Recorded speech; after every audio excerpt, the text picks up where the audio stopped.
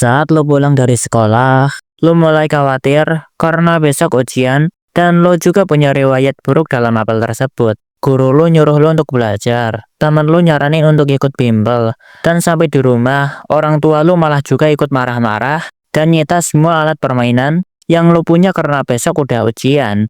Sekarang, yang tersisa cuma HP. Lo akhirnya nanya di medsos soal tips belajar. Sambil nunggu jawaban, lo scrolling beranda dan nemu motivasi, jangan dengerin orang lain. Percayalah dengan dirimu sendiri. Enggak lama, lo yang niat pengen belajar, langsung hapus pertanyaan tadi dan lanjut main game di HP. Nah, tadi adalah contoh singkat dari korban motivasi ngaco di internet. Itu cuma fiksi dari gua. Tapi, gimana kalau itu beneran terjadi? Kenapa jualan motivasi? Itu gampang banget. Sebelum itu, jelasin dulu apa itu motivasi. Motivasi ialah dorongan pada pola pikir seseorang untuk melakukan suatu tindakan tertentu. Dan biasanya, perantara motivasi, kalimat dan gambar. Kalimat motivasi di zaman sekarang itu udah seperti makanan sehari-hari dan jadi kebutuhan pokok. Motivasi itu seperti gula. Semakin Anda suka, semakin pula Anda terhanyut dalam bahaya. Produsen motivasi. Produsen motivasi tentulah harus diisi oleh orang yang cerdas, teliti, bijaksana, dan yang paling utama, punya waktu luang yang sangat banyak. Untuk membuat motivasi, para produsen motivasi akan memikirkan sesuatu secara teliti. Misalnya, dicari tahu dulu apa subjeknya. Kalau misalkan mau beri motivasi soal masalah, dia akan nyari tahu dulu kapan masalahnya muncul, mana ujungnya, siapa aja yang terlibat, pokoknya sampai ke akar-akarnya. Lalu, setelah semua terkumpul dalam otak mereka akan mencoba melihat dari berbagai sudut pandang. Entah itu dari si A orang pertama, si B orang kedua, si C orang ketiga, atau malah dari sudut pandang dirinya sendiri setelah tahu semuanya. Tapi, walau udah terkumpul, bukan berarti jawabannya juga langsung udah ada. Mereka akan mencoba beberapa waktu untuk mengolah, beberapa waktu untuk menentukan hasil, dan beberapa yang lama untuk menyusun dalam bentuk kata-kata. Kata-kata itu seperti lukisan. Kadang ada maknanya, kadang juga cuma kelihatan bagus saja. Sekarang, konsumen motivasi. Para konsumen konten motivasi adalah tipe orang yang kurang punya waktu untuk melihat sesuatu secara detail dan menyeluruh, bahkan dengan dirinya sendiri. Mereka terlalu fokus ke tujuan mereka aja, enggak peduli sekitar, dan enggak peduli dirinya sendiri. Apa yang mereka pikirkan, itu adalah apa yang lagi mereka lakukan. Itulah mengapa setiap mereka melihat kata-kata dari konten motivasi yang menurut mereka sangat indah dan membuka pikiran mereka ke arah yang lebih baru, mereka akan langsung terpesona. Cukup sampai sini, bisa kita simpulkan kalau alasan kenapa konten-konten motivasi itu bisa laku banget adalah karena terjadi simbiosis mutualisme antara produsen motivasi dengan konsumen motivasi. Produsen motivasi bisa mendapat penghidupan dari hasil pikiran mereka yang disebar lewat sosmed, dan konsumen motivasi juga bisa mendapat pemikiran baru sekedar dari membuka sosmed. Dampak positif dan negatif dari konten motivasi. Konten motivasi itu dampak positifnya banyak, makanya sangat disukai oleh hampir semua kalangan, entah mulai dari yang muda-muda atau bahkan yang udah tua-tua. Karena hanya dengan menonton konten motivasi, itu bisa memberi dorongan atau semangat instan untuk keperluan dalam hidup mereka. Misalnya aja, ketika kalian capek, belum tentu orang lain peduli dan mau semangatin kalian.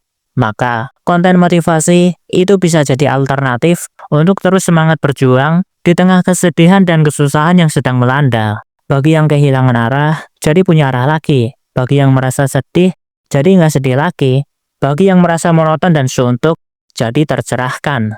Kalau dilihat secara sekilas, itu emang surga dunia banget. Udah mudah, terjangkau, dan yang pastinya cepat dan instan. Tapi, dibalik keindahan dari konten motivasi yang bersifat positif dan membuat kalian merasa tenang, itu sebenarnya menyimpan dampak fatal yang mungkin akan membuat hidup kalian hancur sampai usia tua. Pertama, kekeliruan. Konten motivasi itu secara merata disebar lewat internet, yang artinya siapapun bisa dapetin itu. Itu nggak spesial buat Anda, itu nggak khusus buat Anda. Andalah yang malah merasa paling spesial dan paling satu-satunya yang melihat kata-kata tersebut. Anda mengira bahwa pembuat motivasi itu sedang membuatkan motivasi khusus untuk Anda. Padahal, orang lain juga melihat, juga mendapat, juga lebih bisa menjadi orang yang dikhususkan untuk dimotivasi. Contoh aja, seperti orang di cerita fiksi yang saya buat. Dia disuruh belajar, disuruh hati-hati, disuruh mengkhawatirkan masa depannya sendiri. Tapi, karena merasa yang paling spesial dari sebuah motivasi yang ditemukan secara acak di sosmed, dia malah menghilangkan masa depannya sendiri. Contoh kasus nyata soal motivasi yang keliru dan salah target, itu pernah terjadi di 2024. Kedua, obat bius. Sadar nggak sadar, kenyataan dari konten motivasi itu bekerja dengan membuat Anda merasa nyaman dengan posisi Anda saat ini. Padahal, Anda bisa khawatir, sedih, dan takut, itu harusnya normal. Karena, kalau nggak bisa rasain beberapa hal tersebut, Anda malah akan berisiko tinggi terkena bahaya. Gini aja, kita ambil contoh dari kisah nyata. Wanita ini mengalami kondisi unik yang bikin dia nggak bisa rasain sakit.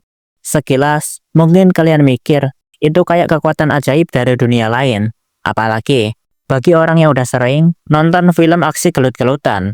Tapi bagi dia, ini malah nggak seenak kelihatannya. Karena dengan dia nggak bisa rasain sakit, dia sering nggak sengaja nyakitin dirinya sendiri. Seperti lari di kondisi kaki yang sedang patah, gigit lidah sampai mau jadi dua, dan sebagainya. Dengar aja ngeri kan? Enggak rasain sakit, emang kelihatan enak dan keren. Tapi, yang namanya luka, itu ya tentu ada bekasnya. Sama halnya motivasi. Saat kalian harusnya benar-benar khawatir dan takut sama sesuatu, kalian malah membius rasa khawatir tersebut dengan motivasi, yang tentunya nggak akan ngaruh ke keadaan kalian. Daripada kalian membius rasa khawatir dan takut tersebut, lebih manjur, obati dengan cara berusaha agar sesuatu yang kalian takutkan tersebut enggak menimpa kalian. Belajar sebelum ujian itu juga termasuk. Kalian keliru kalau nilai kalian bisa positif, cuma bermodal berpikir positif. Terakhir, kenyataan. Konten motivasi selalu punya sifat sugesti untuk membuat para pembacanya merasa bahwa motivasi yang mereka berikan itu benar dan baik. Seperti contoh postingan ikan ini. Untuk pertama kali, mungkin Anda akan sangat setuju dengan kata-kata yang ada dalam foto.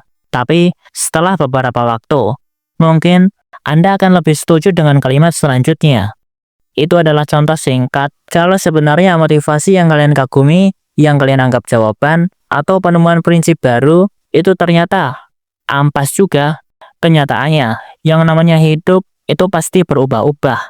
Anda hidup berdasarkan satu motivasi yang Anda temukan di sosmed selama bertahun-tahun, itu tindakan yang paling ceroboh. Karena, kenapa nggak disebut ceroboh? Ketika satu motivasi yang Anda kagumi, malah punya konten beginian. Anda harus sadar, motivasi itu nggak selamanya benar. Itu cuma pendapat aja. Dan yang namanya pendapat, anak SD juga bisa berpendapat kalau nyuci piring adalah bentuk penyiksaan abadi bagi mereka. Kesimpulan, konten motivasi adalah jenis konten yang bersifat psikologis atau bermain di alam bawah sadar. Di satu sisi, mereka membuat kalian merasa tenang dan nyaman sama kegelisahan kalian saat ini. Tapi, di sisi lain, mereka malah menghancurkan masa depan kalian dengan bikin otak kalian yang harusnya panik, yang harusnya nyari jalan keluar, itu malah nyantai. Ya, gue nggak ngelarang kalian untuk nggak boleh lari dari kenyataan. Istirahat, itu ya juga penting. Tapi, kalian harus tahu, kalau orang nyari pendapat, itu ya kebanyakan nyari yang sependapat aja. Artinya, motivasi yang kalian dapat, itu biasanya untuk sekedar jadi dukungan apapun tindakan kalian. Kalian semua nggak ada yang peduli, mau itu benar atau enggak, realistis atau enggak, bahkan baik atau enggak, itu kayaknya juga nggak pernah terlintas di benak kalian.